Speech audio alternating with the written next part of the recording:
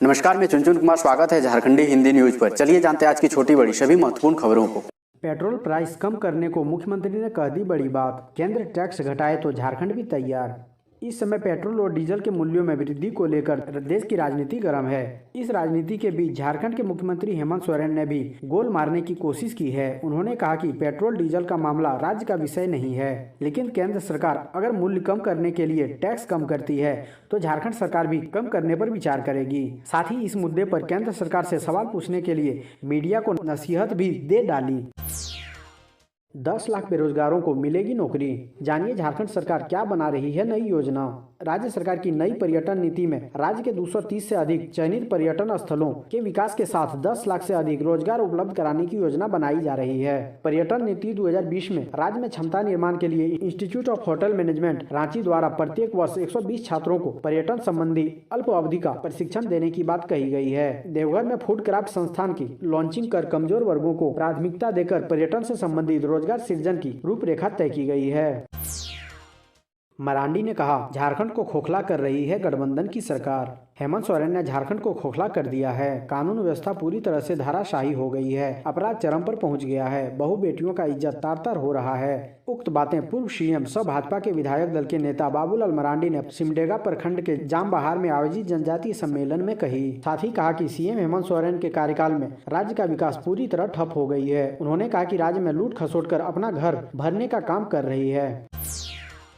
Harvard India conference में बोले हेमंत सोरेन, आदिवासी कभी ना हिंदू थे और ना हैं। जानिए और क्या कहा।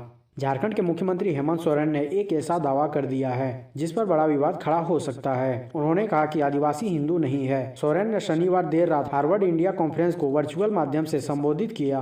उन्होंने कहा कि आदिवासी कभी न हिंदू थे न हैं। उन्होंने आगे कहा, आदिवासी समाज प्रकृति पूजक हैं और इसका अलग रीति रिवाज है। सदियों से आदिवासी समाज को दबाया जाता रहा है। कभी इंडिजिनस, कभी ट्राइबल तो कभी अन्य के तहत पहचान होती रही। सीएम ने कहा कि इस बार की जनगणना में आदिवासी समाज के लिए अन्य का भी प्रावधान हटा दिया गया है।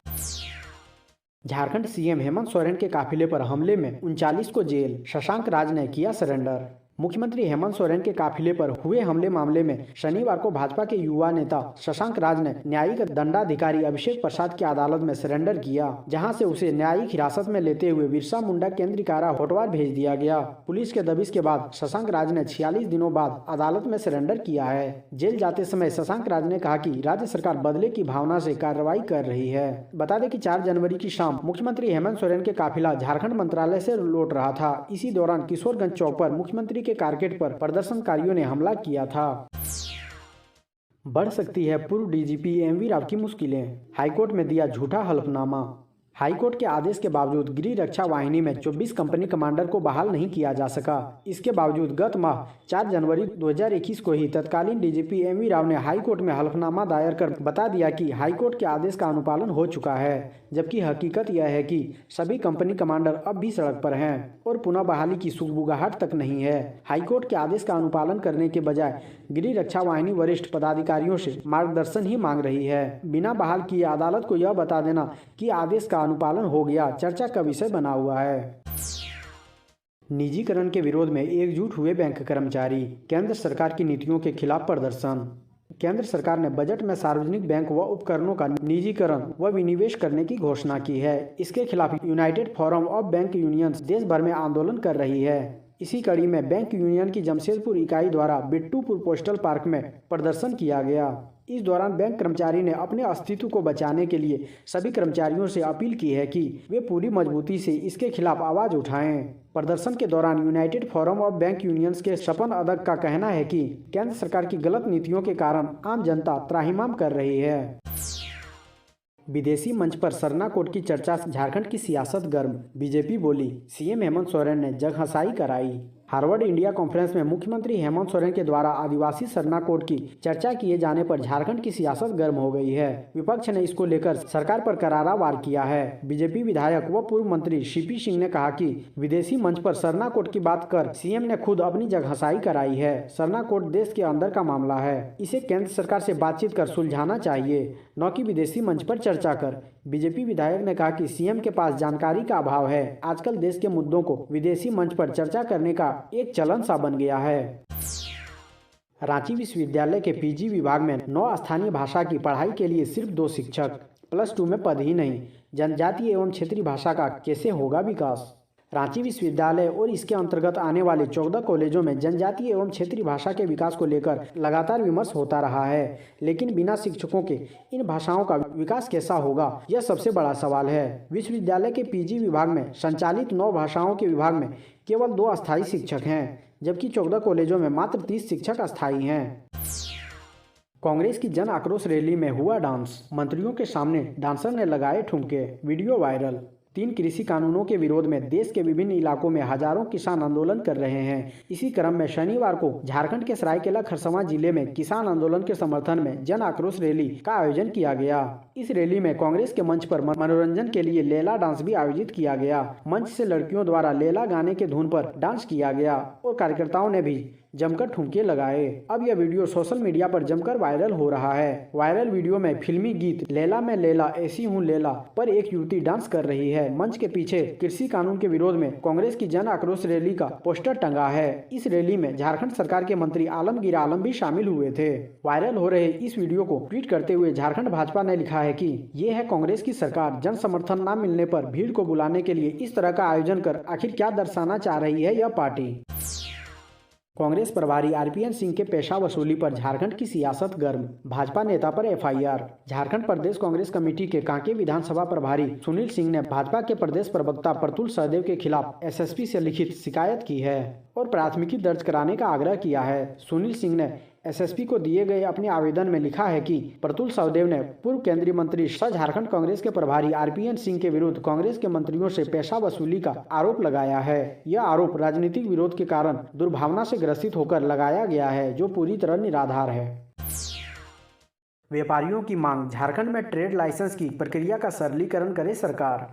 फेडरेशन चैम्बर ऑफ रांची नगर निगम के संयुक्त प्रयास से पिछले 1 सप्ताह से लगाए जा रहे कैंप में व्यापारियों की भारी उपस्थिति यह दर्शाती है कि व्यापारी स्वेच्छा से ट्रेड लाइसेंस लेने के लिए इच्छुक हैं, लेकिन कागजी उलझनों के कारण 25 से 30% लोग ही लाइसेंस ले पाए, जबकि अधिकांश लोग कागजी कार्रवाई के कारण लाइसेंस नहीं ले पाए। चैम्बर महासचिव राहुल मारू ने कहा कि रेंट एग्रीमेंट दिए जाने पर भी भाड़े पर व्यापार कर रहे व्यवसायियों को लाइसेंस अप्लाई करने की सुविधा नहीं दी जा रही है। व्यवसायियों की परेशानियों को देखते हुए निगम को इसकी प्रक्रिया में सरलीकरण पर ध्यान देना चाहिए। झारखंड की हेमंत सरकार पर्यटन स्थलों को विकसित करने को लेकर गंभीर। झारखंड में खनिज संपदा भरपूर है। राज्य में खनन की अपेक्षा पर्यटन पर अधिक जोर रहेगा। इसके लिए बाकायदा मुख्यमंत्री हेमंत सोरेन काफी गंभीर भी हैं। कारण है, कई ऐसे देश और राज्य हैं जहां खनिज संपदा नहीं रहने के बावजूद आज अच्छी स्थिति में है। इसका मुख्य कारण प्राकृतिक सौंदर्य की ओर विशेष जोर देना है। यह बातें मुख्यमंत्री हेमंत सोरेन ने शनिवार को हार्वर्ड इंडिया कॉन्फ्रेंस को ऑनलाइन संबोधित करते हुए कही। पासपोर्ट बनाना हुआ अब और भी आसान, डिजी लॉकर ने खत्म कर दी सारी पेचीदगियां।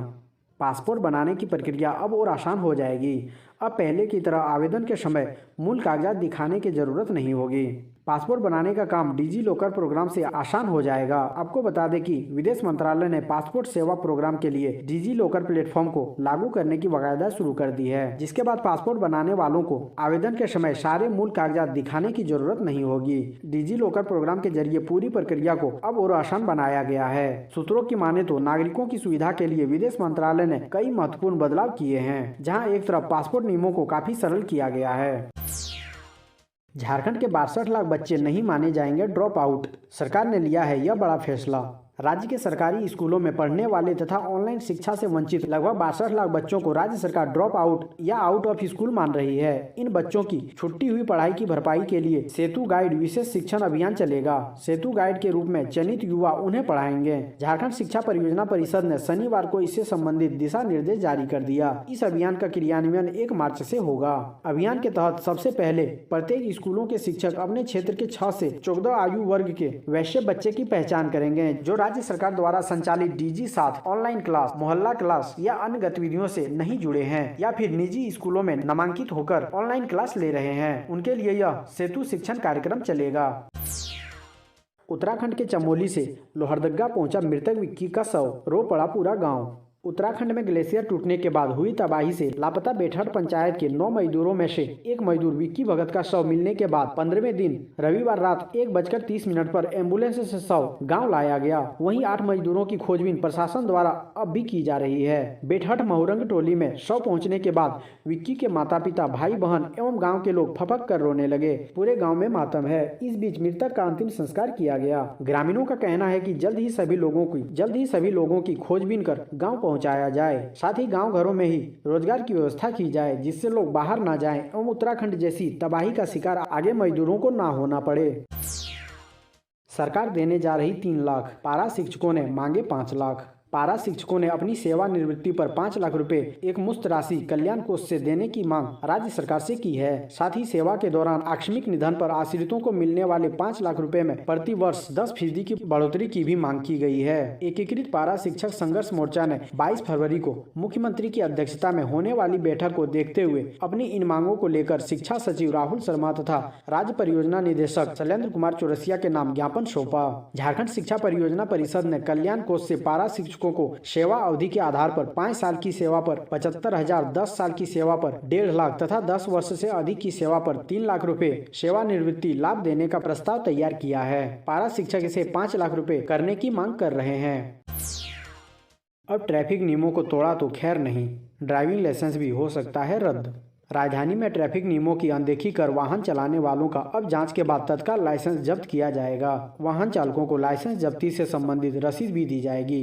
इसके बाद ट्रैफिक पुलिस मोटर वाहन अधिनियम के धारा के तहत लाइसेंस को अस्थायी रूप से रद्द करने या निलंबित करने की अनुशंसा करेगी। इसकी तैयारी traffic SP Ajit Peter Dungdung ने शुरू कर दी है। उन्होंने बताया कि कार्रवाई के लिए ट्रैफिक पुलिस को FTVR यानी field traffic violation report machine उपलब्ध कराई गई है। इसका ट्रायल शुरू किया गया है। अभी सिर्फ इससे चालान काटा जा रहा है। जल्द ही इसके जरिए लाइसेंस जब्त करने की कार्रवाई घटना स्थल पर ही की जाएगी।